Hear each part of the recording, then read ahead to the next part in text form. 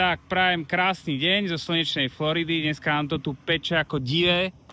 Tak sme takto v tieni schovaní. Zobral som tohto Suburbana 2,5 s 8.1, masakrálnou, úplne neskutočnou. Na video budeme toto auto viac menej predávať. Bude teda na aukcii aj tu v Amerike, ale pôjde aj s možnosťou predania do Európy.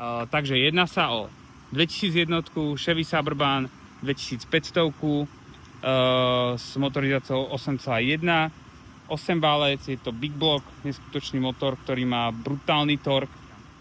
Toto konkrétne auto je pôvodom z Texasu, bolo vlastne na hraniciach s Mexikom, myslím, že to bolo mestečko McAllen. Má nabáne 177 000 mil a nejaké drobné.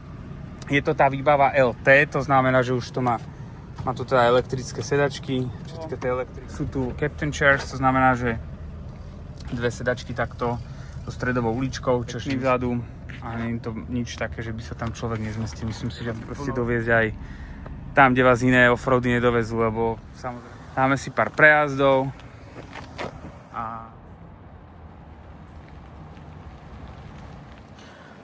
ceste to vyzerá neskutočne, ale je to veľké auto, pekná farba v kombinácii s tým čiernou s tým klastami.